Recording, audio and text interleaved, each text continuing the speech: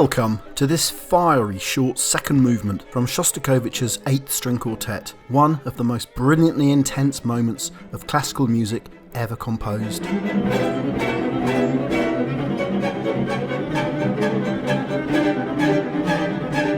Shostakovich wrote it in 3 white-hot days of work in 1960 during a visit to Dresden in Germany, after which the composer fell into a total nervous breakdown, the worst of his life. To understand why, we need to break 2 musical codes which are contained within the quartet itself.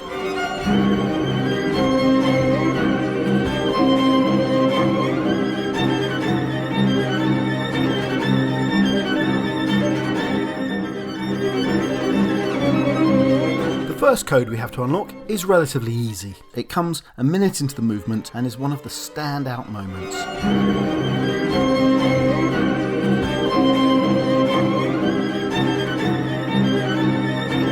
And here is our first clue, because this klezmer-inspired theme that bursts out about a minute into the movement was actually used in an earlier, different work by Shostakovich, a trio composed some 15 years earlier in 1944.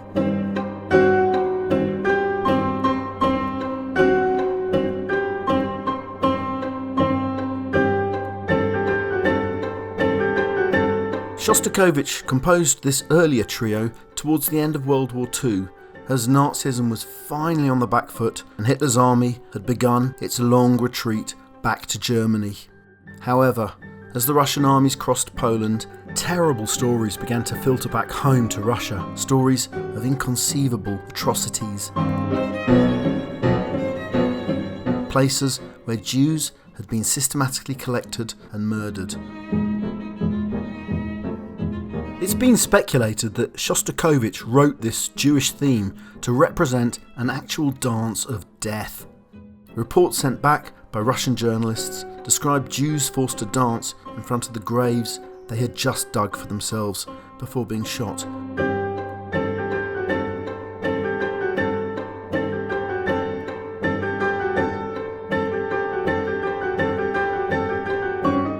Shostakovich, who had always felt a close affinity to Jewish culture, was horrified by the news filtering back from Poland. That's why the theme sounds so Jewish, so klezmer-like.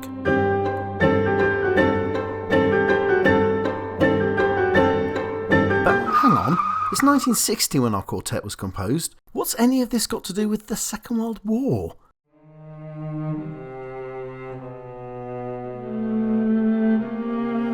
Well, Shostakovich was in Dresden in 1960 because of the Second World War. He was writing music for a film about the carpet bombing of Dresden in 1945. The composer had sat through hours of war footage and it must have brought back memories. So, World War II was in the composer's mind, as reflected by that frantic reintroduction of that earlier Jewish klezmer theme.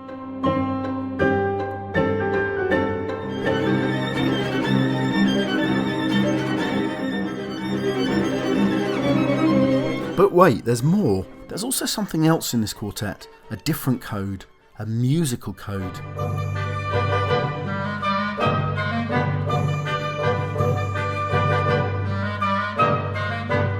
Our second musical code will take a little bit more to crack, and this is an actual code. Since music is written with notes, i.e. letters, you can use those letters to make musical codes from music. Shostakovich turned his initials, DSCH, into the German D, E flat, C, Ash. Flat in German is written as an S, so E flat can be written as ES, which sounds like S, thus the Shostakovich motif, which he has used repeatedly throughout his career. This is like a signature, like Hitchcock's appearances in his films, and you can find it in a number of Shostakovich works. Here is the theme's first appearance in Shostakovich's 10th Symphony.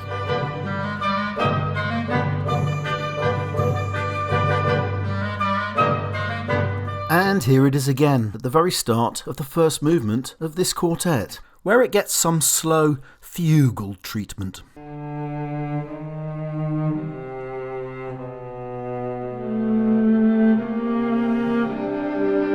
However, when it reappears in our second movement, it feels very different, faster, frenzied, multiplying.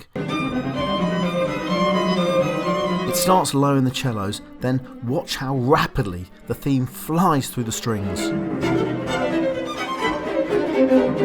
That's 8 times in 3 seconds. And immediately the phrase is handled in a different way as it locks both violins together, repeating like meshed gears. It creates the effect of a vortex into which we're being sucked.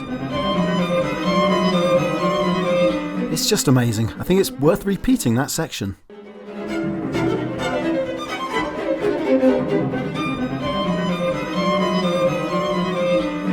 All of which still leaves the question, why is Shostakovich reintroducing his Jewish theme from the war and his own signature DSCH theme, and why doing both so disturbingly fast?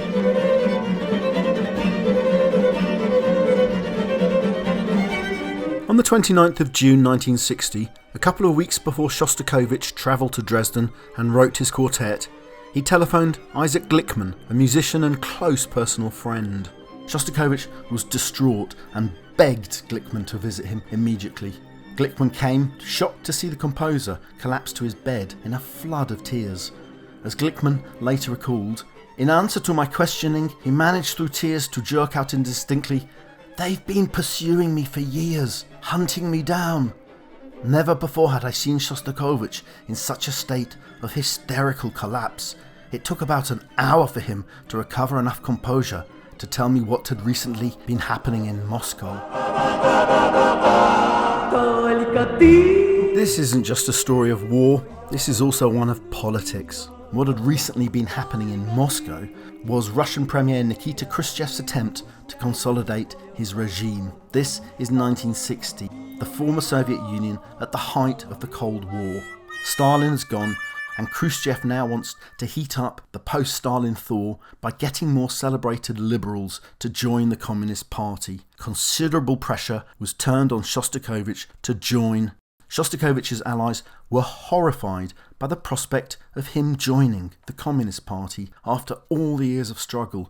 They reminded him of his vow never to join a party that condoned violence. So, this quartet was composed in a flood of memories brought back from the war, but also by fiercer inner demons struggling within him, should he join the Communist Party. By the time he'd finished composing the quartet, he had probably made up his mind. It was barely a week later that Shostakovich signed the forms and finally joined the Communist Party of the Soviet Union. This was why Glickman had found his friend in such a state of nervous collapse and despair. And if you want to understand the pain, paranoia and persecution that has precipitated this moment, just listen with open ears to this terrifying short movement.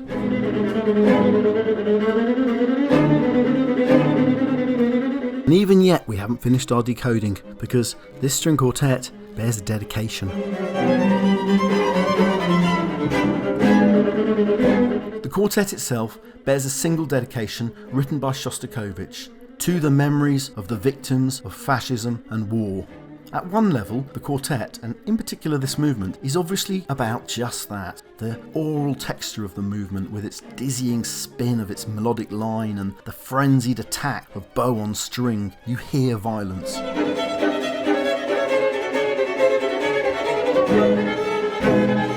Plus, of course, that new and furious version of the Jewish theme.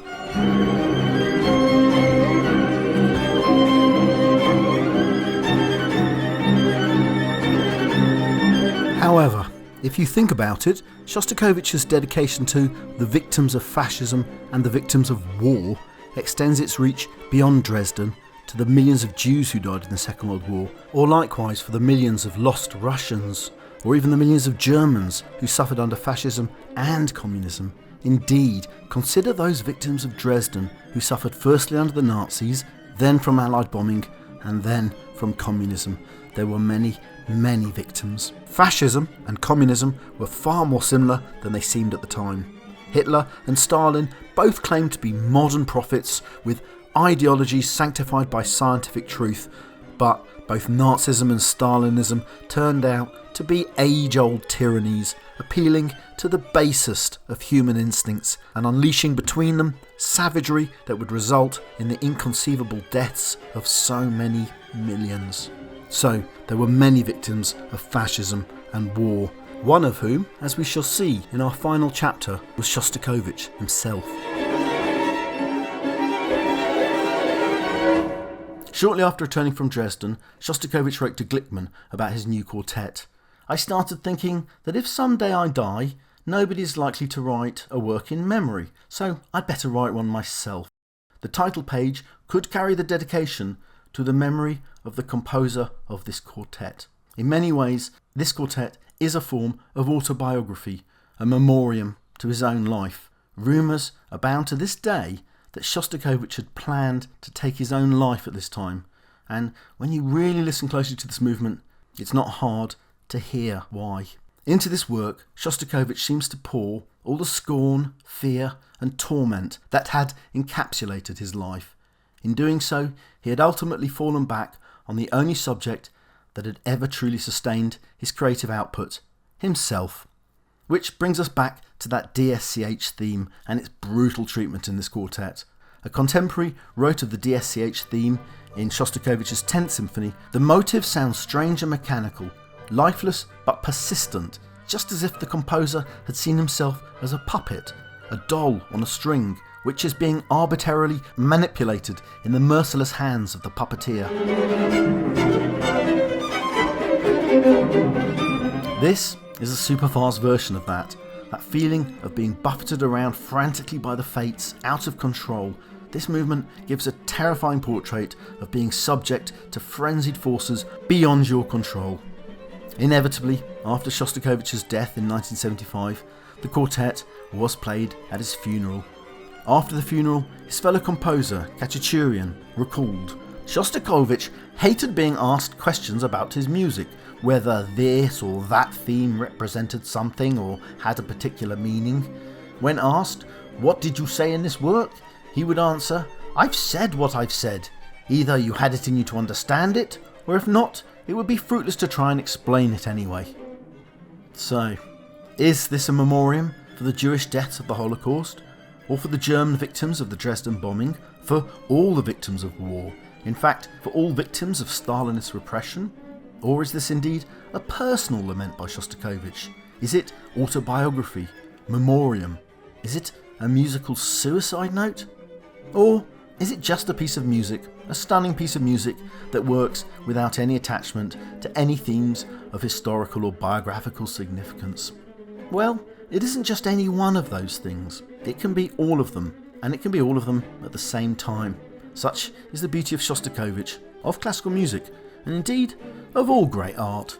Please like and subscribe.